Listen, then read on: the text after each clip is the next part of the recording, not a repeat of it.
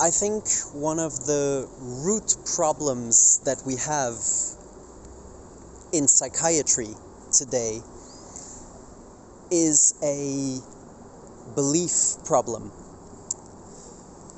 And I'll need to share a whole lot more context around that. But let me first start this by saying that I am not a medical professional. I am not a psychiatrist. I am just a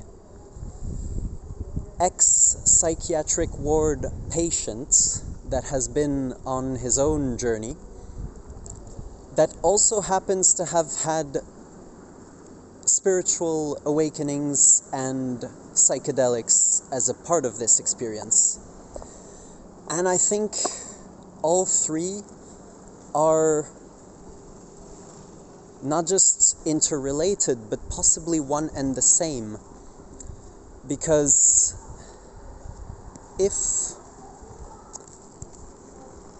we know from science that our beliefs shape our reality. We have the placebo effect, nocebo effects. We have pioneering work about the biology of belief and to what extent beliefs influence and shape our reality.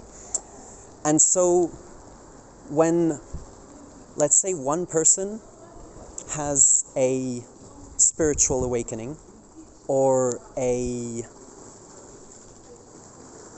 deep belief in something greater, that they feel that they have the knowing, the certainty that there is something out there. There is a reason for this. I'm not crazy. I've been trying to figure it out for a long time, and now I feel like I finally might have it. But if 99.99999% of the world doesn't see the world the same way that you see it in that moment, then the world might diagnose you with a label and say that it needs to be treated. But when in reality, maybe, what if it is the 99.99999% of the world that have a belief problem that needs to be treated? Who are we to say? And so what if spiritual awakening, what if crisis is the emergence of some kind of self-realizing insight that marks a specific time and place in one's trajectory of experiencing the world, the universe? Then that point could be equally used as an internal barometer could be compared to like the spiritual equivalent of needing more water or needing more food or knowing that you need more sleep. And so you set yourself an intention to place your body into the conditions that are going to maximize the chances of that thing happening. And so maybe if you've had realizations, big breakthroughs around the nature of the universe, the nature of yourself,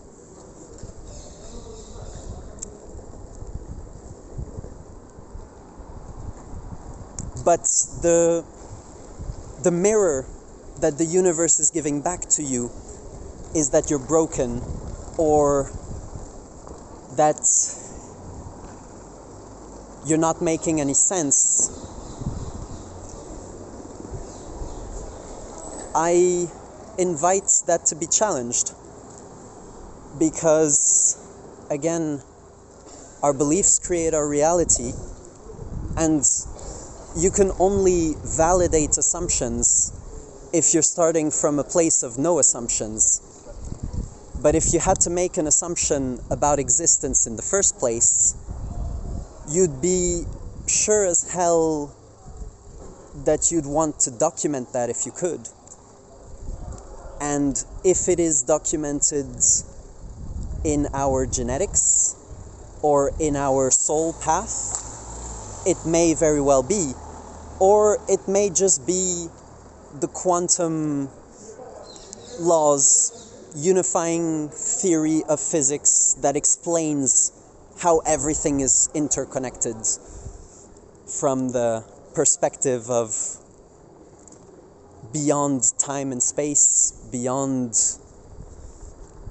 things that we cannot even conceptualize now, like in the same way that our prehistoric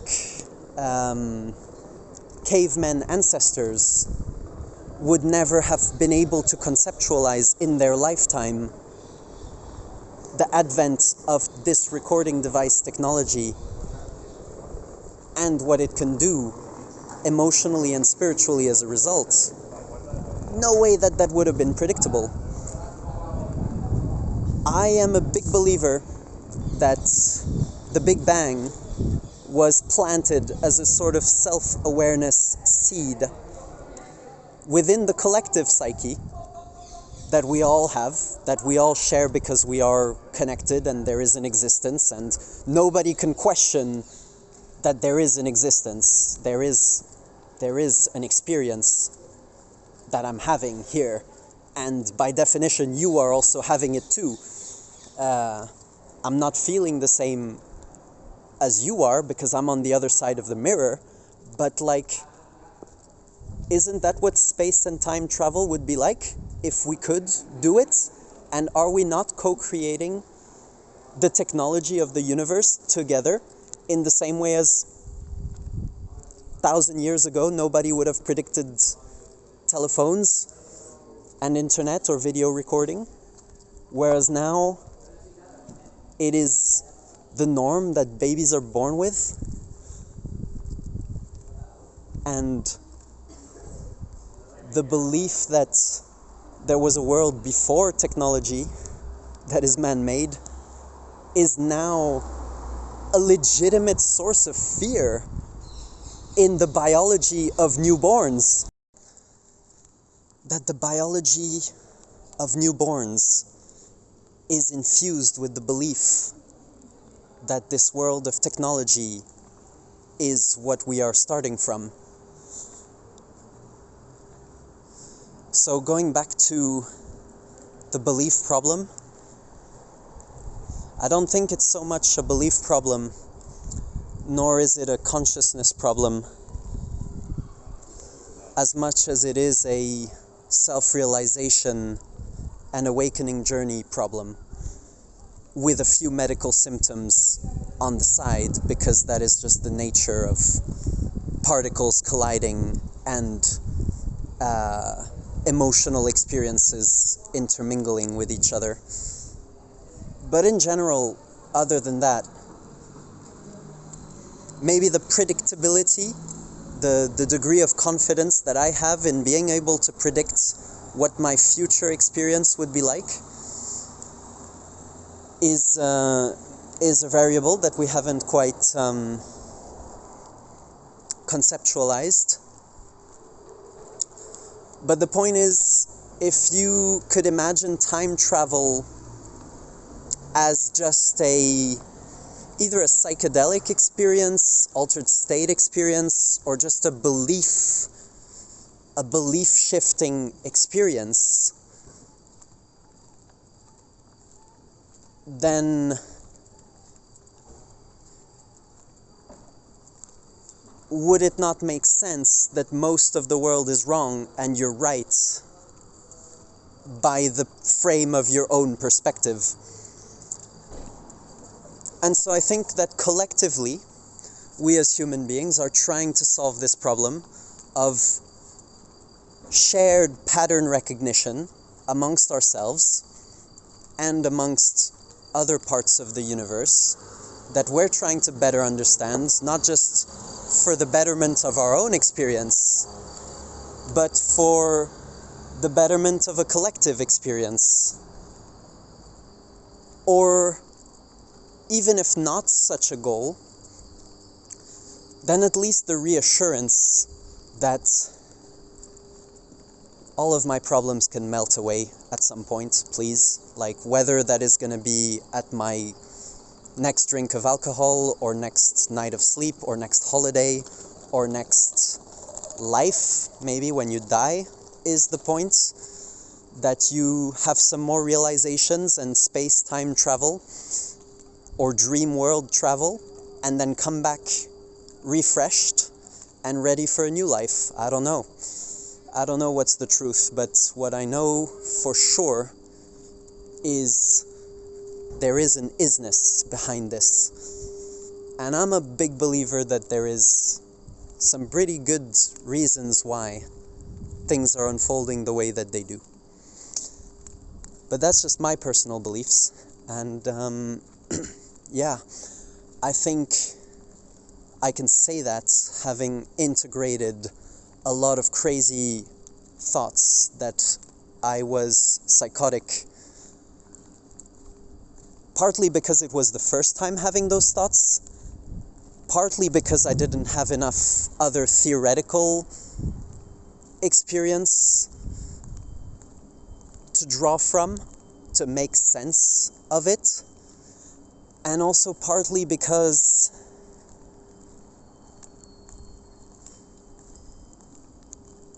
I've been wondering about the nature of the universe since I've been a little kid, and that this questioning is not just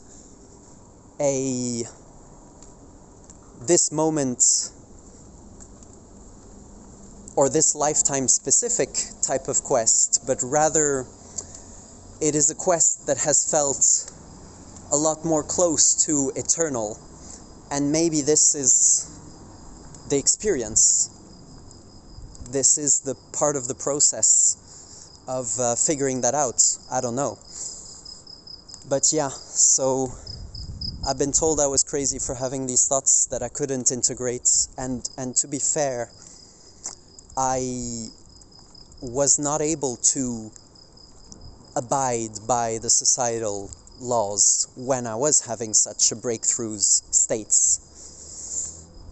But then again, how much of the breakthrough states were sustained and maintained by an environment which had a lack of belief in seeing things from the perspective that I did at that point?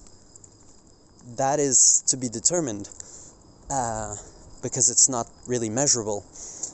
And what if, as beliefs change, that this could improve the symptoms that people are experiencing and help them make sense of these are the variables that are influencing my life. Yes, food, water, safety, all this, but beyond that, maybe there's a spiritual need that hasn't quite been fulfilled, and that psychiatric crises are actually just manifestations of either those lessons being learned or downloaded, or however you want to, insights being had,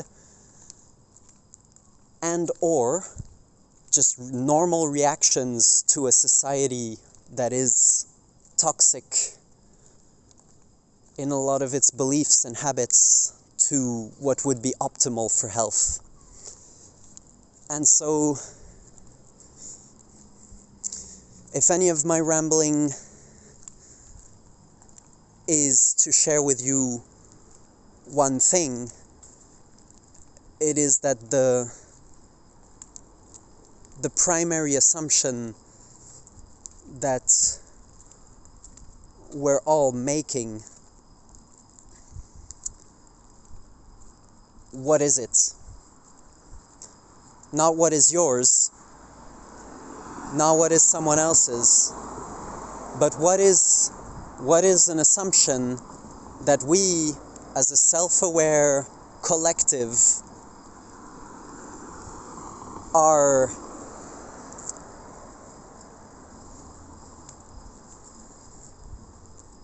assuming about ourselves, and what does that mean about the nature of reality? Because without starting from a basic questioning or basic assumptions, you can't really journey anywhere if you haven't a place to go to. Then it doesn't make sense to have a place to come from. If you are not defined by what is inside of you, because you've had the experience of the universe being inside of you and you being inside the universe, then how do you make sense of that in terms of your practical day-to-day reality when 99.9% of the world has not had that experience? Are they just on their own journey towards their own spiritual awakening or psychotic breakdown? Who knows? I'm just proposing some theories here. But yeah, question your beliefs, question where they come from, and question whether or not they are serving you. Because I think the spiritual components of psychiatry has been neglected for a long, long time. And myself as an engineer, I've been thinking about how the mind works as if it were a machine in some ways. And I've been trying to figure out, how do I also account for the spiritual component? Well, I think we are in a time right now where we are just beginning to realize the spiritual component and document it scientifically, with more and more conversations, more and more inspiration, more and more ways of being in service to the world and achieving more peace, love, harmony, all the good things, and less of the unpleasant things. Yeah, lots of love.